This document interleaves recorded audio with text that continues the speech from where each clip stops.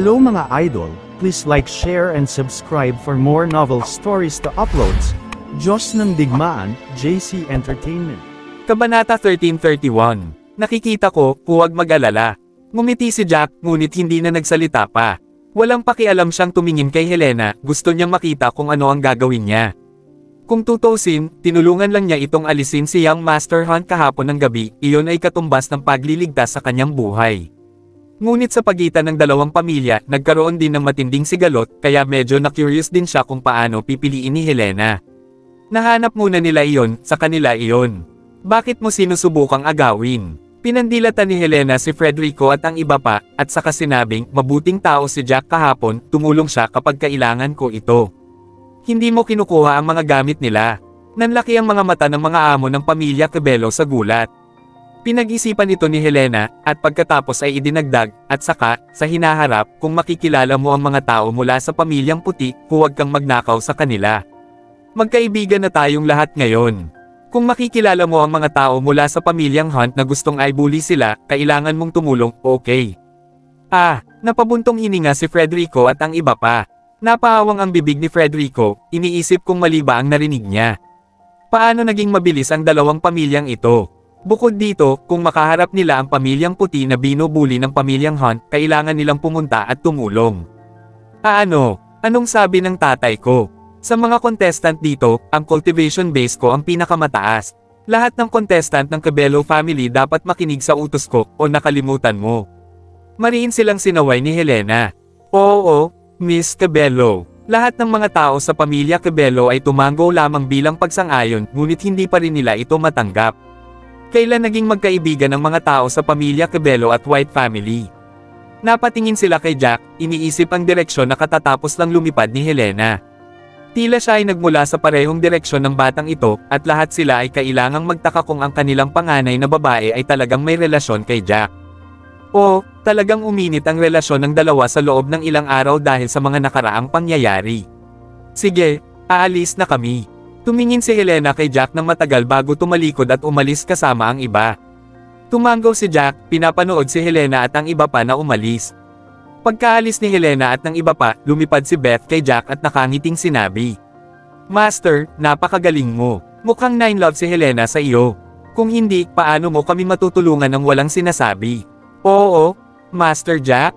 Binabati kita sa iyong pagyakap sa kagandahan, haha. Natawa din ang isa pang binata mula sa White family, talagang talikuran na natin ang mga naunang hinala sa pamilya Cabello at maging magkaibigan kung ikakasal sina Jack at Miss Helena. Tapos ang relasyon sa pagitan ng dalawang pamilya ay talagang magiging isang hakbang na mas malapit. Malungkot ang mukha ni Jack. Paano ko maiisip ang kasal? Hindi, imposible. Ito ang kapatid ni Daniela.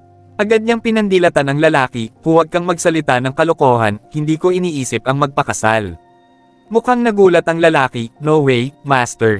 Napakaganda niya at halatang gusto ka niya. Tinulungan pa nga niya kami ngayon lang. Nagkaibigan kayo, pero hindi mo ba naisip na magpakasal? Natural match lang kayong dalawa. Kabanata 1332. Hindi kaya nagpapakasaya ka lang sa kanyang guro. Masyado kang irresponsible kung ganito ang kaso. Tsaka ang ganda-ganda ni Miss Helena, akala ko babagay din siya sayo. Nagulat din ang isa pang binata mula sa pamilyang puti. Hindi niya ito maisip. Gusto lang ni Jackie na umibig sa panganay na babae ng pamilya Cabello, ngunit hindi siya pakasalan. Kung ganoon nga, kung alam ni Helena, malulungkot siya ng husto. Pagkarinig ni Jack ay napahiya siya sa kanyang puso. For a while, hindi niya alam kung paano ipapaliwanag. Kung ipinaliwanag niya ang katotohanan sa kanila at ang mga taong ito ay hindi sinasadyang kumalat ito, na nagsasabi na sila ay peking magkasintahan, tiyak na hindi magiging masaya ang pamilya Hunt at Master Hunt. Bukod dito, iisipin din ng mga tao mula sa ibang malalaking pamilya na pinaglalaroan sila nina Jack at Helena.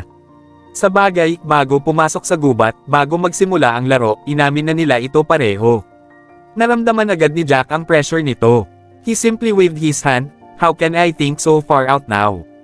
Hindi natin alam kung magkatugma ang mga personalidad natin in the future. Nang makita ang nakasimangot na mukha ni Jack, nagkatinginan sina Yul at Beth. Masasabi nila na si Jack at Helena ay peking magkasintahan, at ngayon ay makakagat lamang ng bala si Jack at magpatuloy sa pagpapanggap. Okay, hindi na natin kailangang mag-alala tungkol sa relasyon ng mga young masters na ito, my goodness. Tumayo si Beth at binigyan ng tingin ang dalawang binata. Pinisil niya ang palad niya at naglabas ng 3 itim na token at 1 puting token. Mayroon ding 2nd grade low grade spirit grass at ilang 1st grade spirit grass. Guro, dapat mong itago ang mga bagay na ito. Hindi ligtas para sa amin na hawakan ito. Ang pinakamahalaga ay kung hawak namin ito, hindi namin magagawang manalo sa nangungunang ilang lugar sa kompetisyon. Kung hawak mo ito, saka lang kami makakapanalo ng karangalan para sa aming white family kapag mataas ang rango namin sa individual na kompetisyon. Natawa din si Yul at sinabing, oo, Jack, bago lumahok ang aming pamilyang puti sa kompetisyon, wala kaming cultivation base na kasing taas ng sa iyo, at hindi ganoon kalakas ang combat effectiveness. So, that time, we have all the tokens we got in the competition. Holding them separately, in this case, obviously none of our personal rankings were still high. But we will still be left at this ranking, mga pamilya. Sa puntong ito, huminto si Yul, pagkatapos ay nagpatuloy, pero, iba na ngayon. Maibibigay namin sa iyo ang lahat ng token na makukuha namin para makalaban namin sa individual na kompetisyon, at magkaroon din kami ng isang tao sa tuktok. Saglit na natahimik si Jack, at pagkatapos ay kinuha niya ang mga token at spirit grass, at inilagay ang mga ito. Sige, kukunin ko ang mga token na ito. I think you should go with me. Sa pagkakataong ito, mas ligtas na sundin ako. Natatakot ako na ang mga taong iyon mula sa pamilya Hunt at pamilya ng Lagorio ay kumilos laban sa ating mga tao. Napakunot naman ang noo ni Yul, tapos pagkatapos mag-isip, mariin niyang sinabi, Kuya Jack, hiwalay na tayo. Napakalaki ng kagubatan dito sa labas. Hindi pa siguro masyadong nagtitipon-tipon ang mga taga-Lagorio o ang pamilya ng Hunt. Bagamat kung sasama tayo sa paglalakad, mas ligtas ito, ngunit kung tayo'y magsama-sama, mahirap makahanap ng maraming token. Tumango din si Beth, oo, paano ito, magtipon tayo sa paanan ng Kobe Mountain, at pagkatapos ay sabay-sabay na umakyat sa bundok. Mas ligtas dahil mas maraming token sa bundok at masiksik, kaya marami na yata ang sumusugod doon. Sandaling nag-isip si Jack bago siya nagsabi, bueno, gawin natin ito, maghiwalay kayo, at kung makasalubong ninyo ang sinuman sa ating mga white na miyembro ng pamilya sa daan, ipakalat ang mensahe sa kanila, at ipaabot din sa kanila ang mensahe sa ibang miyembro ng pamilyang white.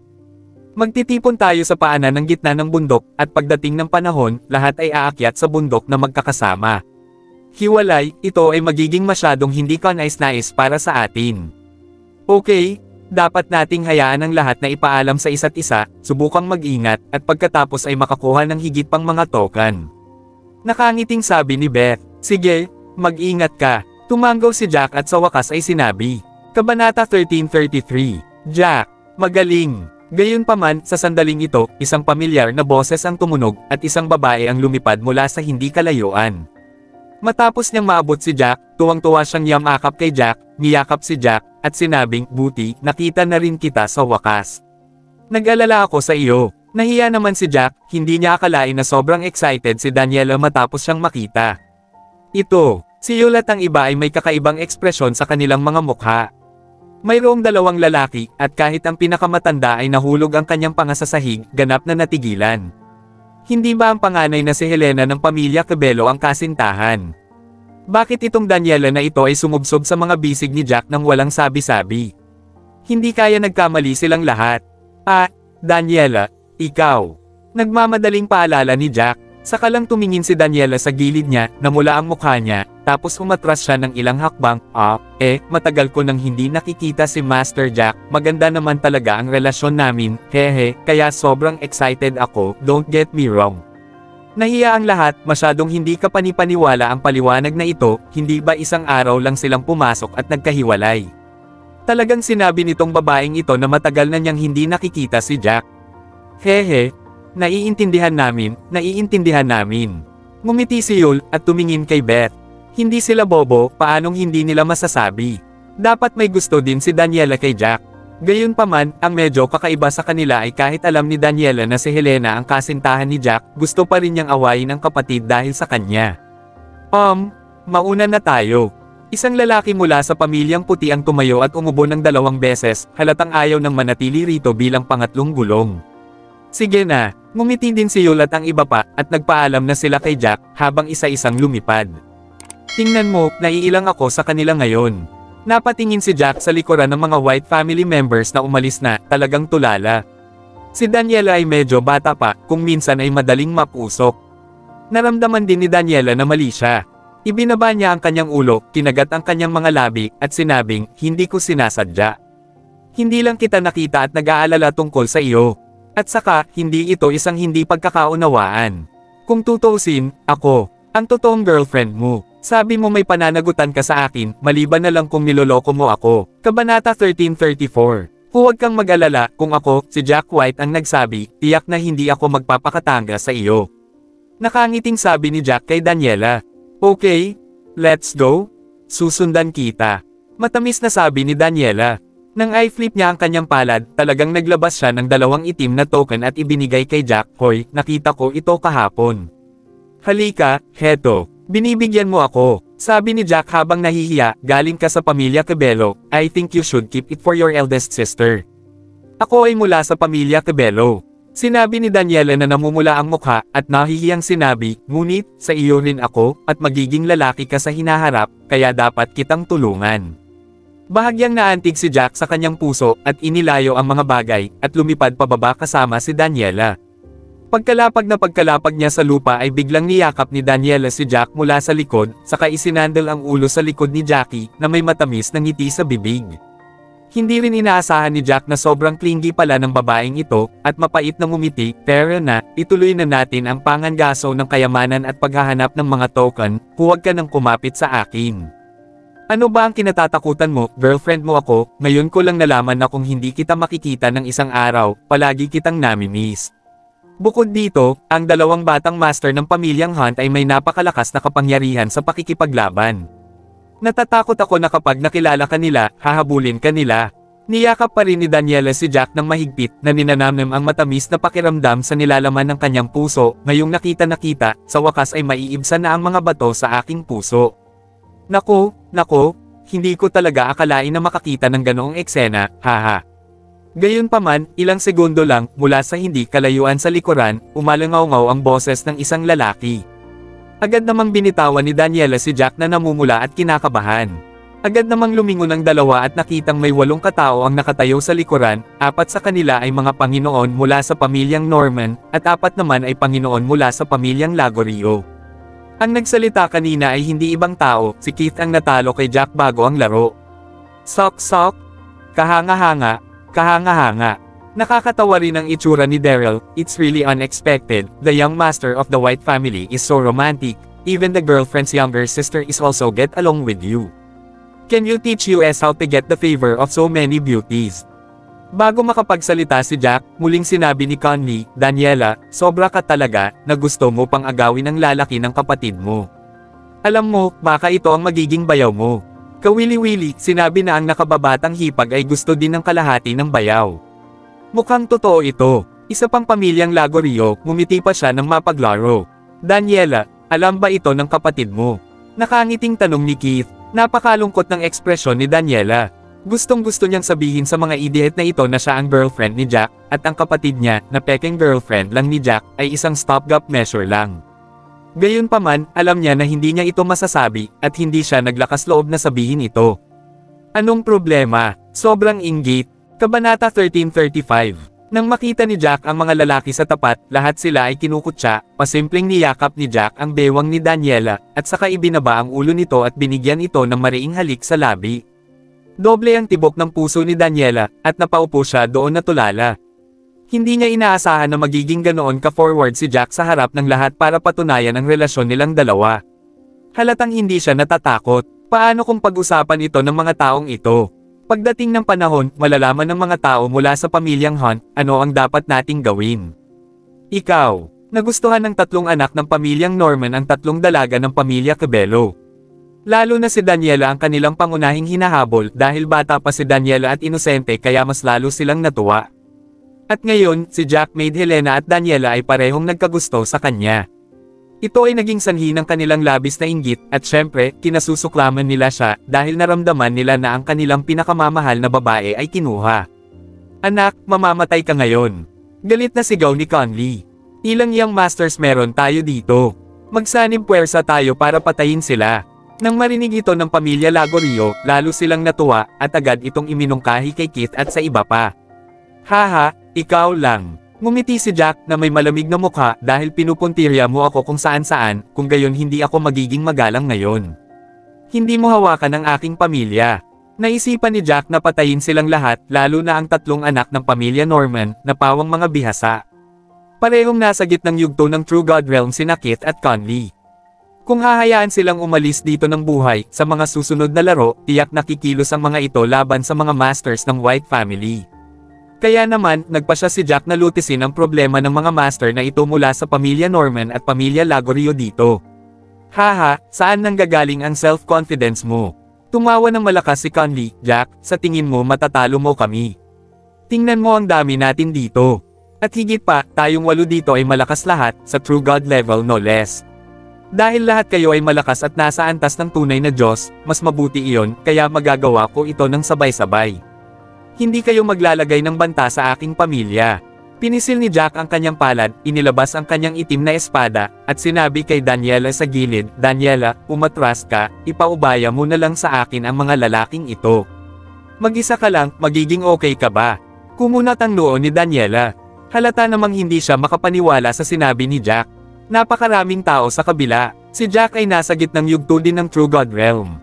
Lumalaban ng mag-isa, maaaring natalo niya sina Keith, Joshua, at Conley, ngunit kung sabay-sabay silang aatake sa kanya, paano siya mananalo?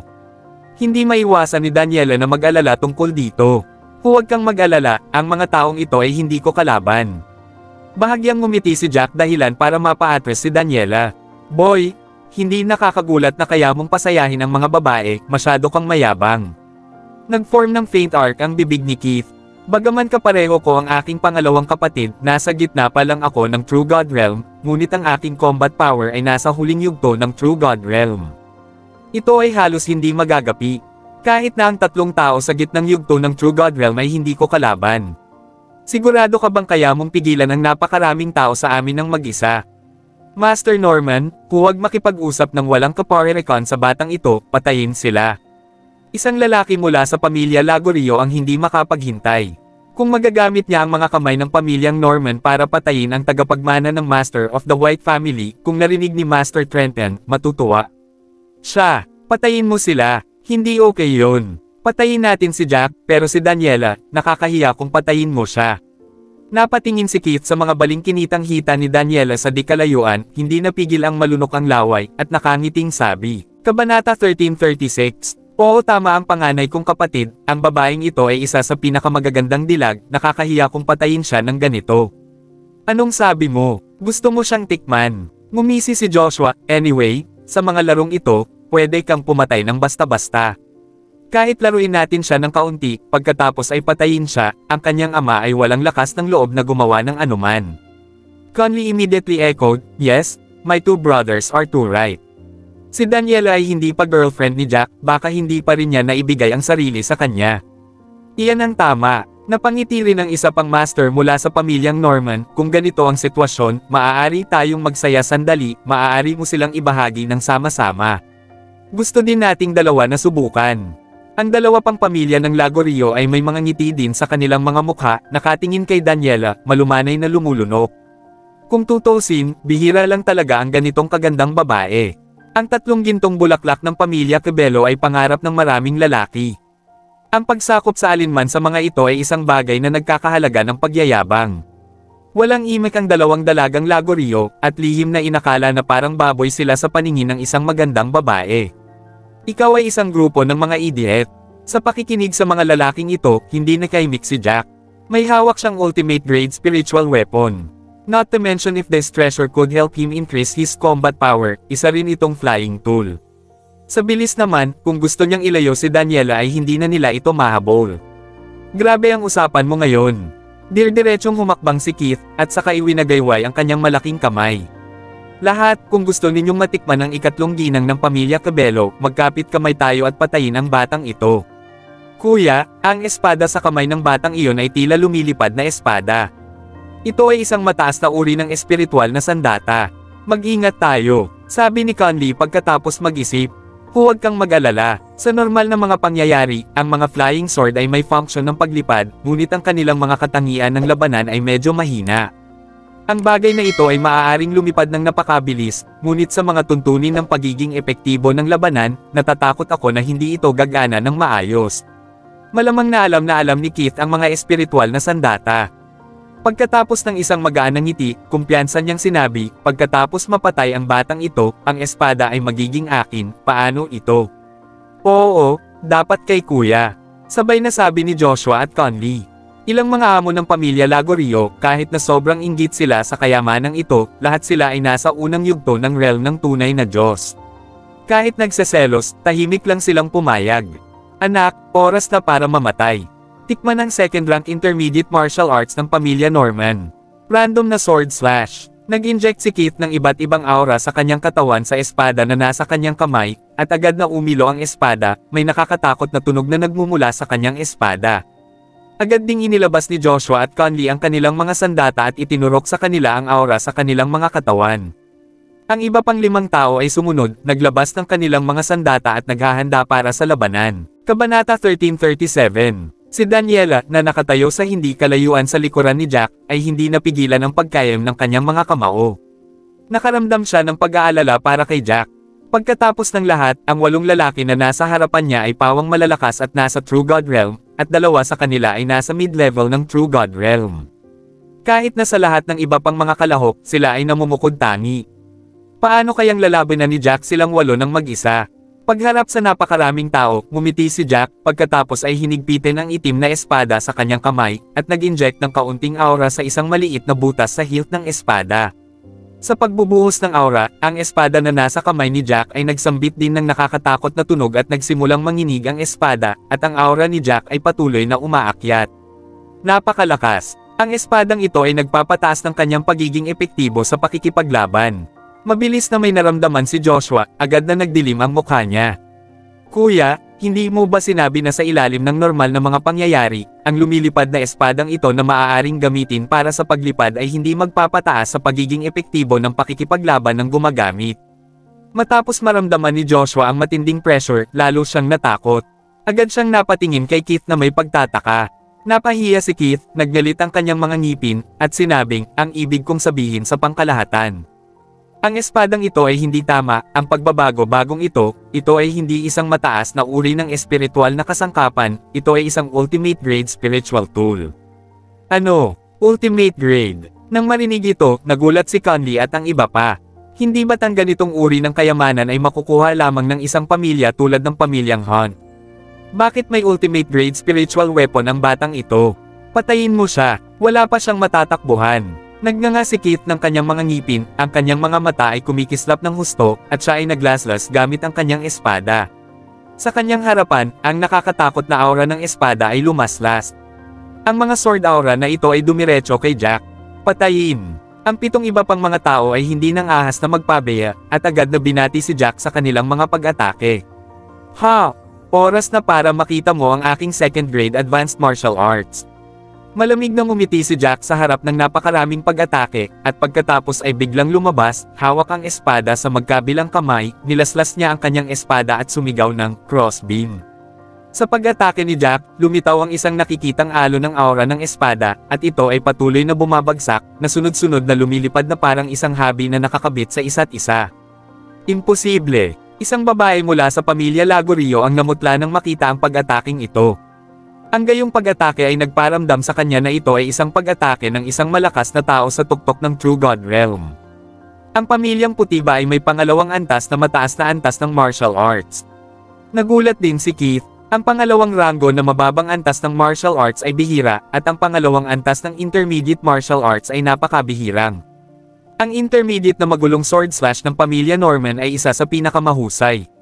Gayunpaman, ginamit talaga ni Jack ang second-rank advanced martial arts. Sa pagtaas ng pagiging epektibo ng labanan ng ultimate grade na espiritual na sandata, ang pagiging epektibo ng labanan ng martial arts na ito ay dinala pa sa sukdulan ni Jackie, na nagparamdam sa kanila ng kakila-kilabot na pakiramdam sa hukay ng kanilang mga tiyan. Naramdaman nila ang hininga ng kamatayan. Kabanata 1338. Maging si Keith, na may pinakamataas na cultivation base at pinakamalakas na combat effectiveness, ay nakaramdam ng takot at naramdaman ang hininga ng kamatayan na papalapit sa kanila, at ang hininga na ito ay nagiging mas at mas halata sa iba pang 7 tao sa madaling salita, ang bawat isa sa kanila ay namutla sa takot, at ang kanilang mga mata ay puno ng takot. Huwag kang matakot, tiyak na mananalo tayo. Hindi pa rin ako naniniwala na sa pag-atake ng marami sa atin ay hindi natin matatalo ang batang ito.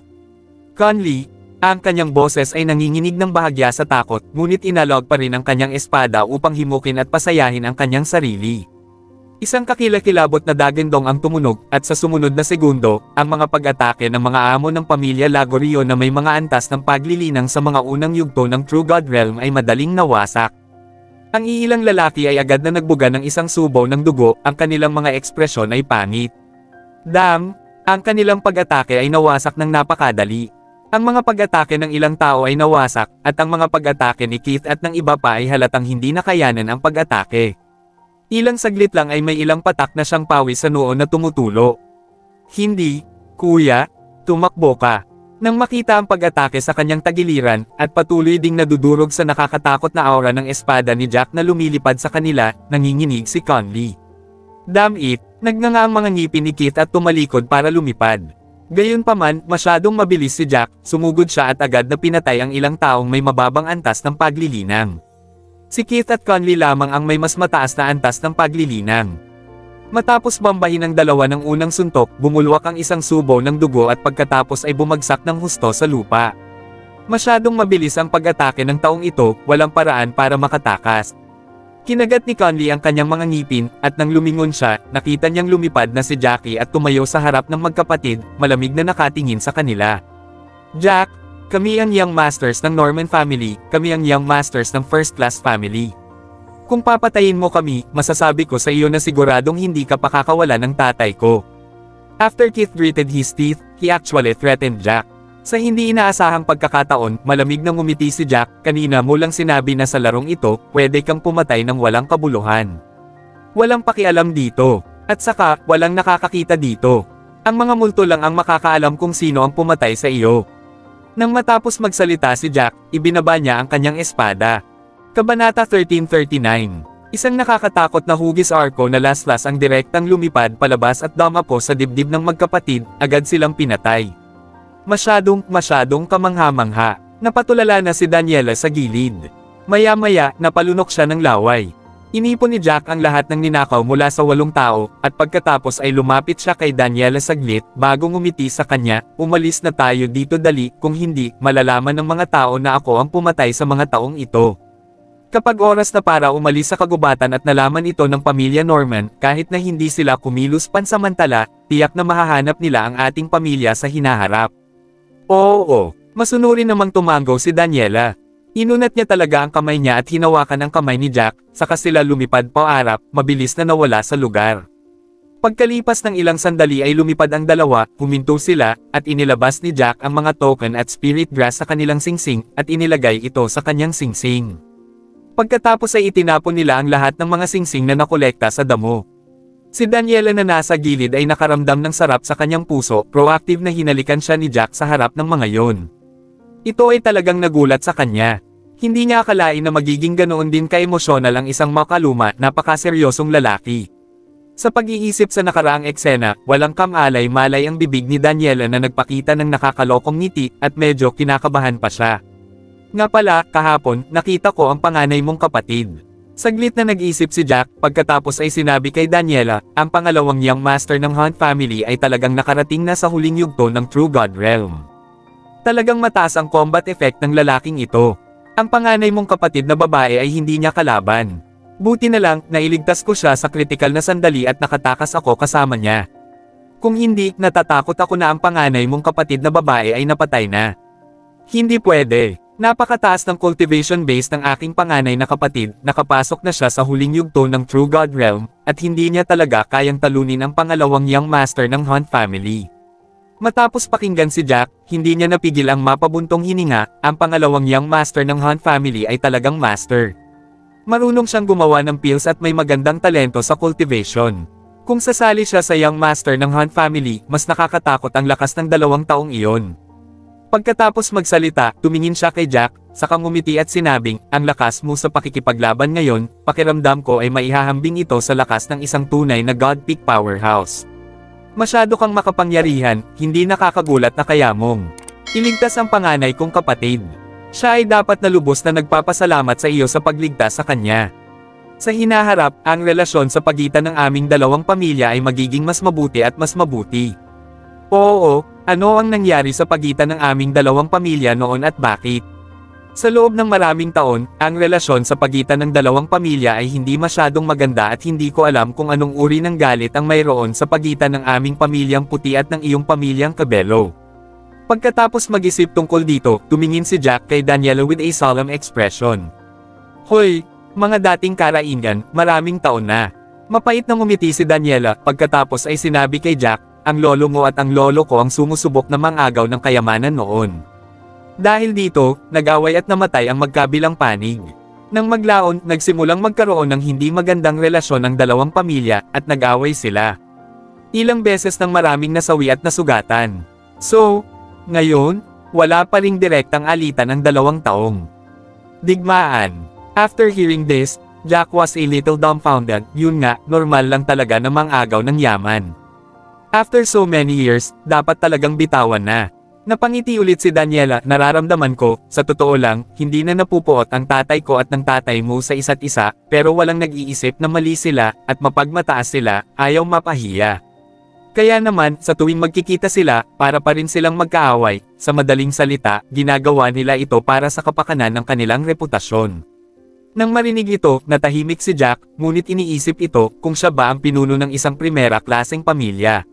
Sa kasong ito, sino ang magyuko ng kanyang ulo para aminin ang kanyang pagkakamali sa kabilang partido?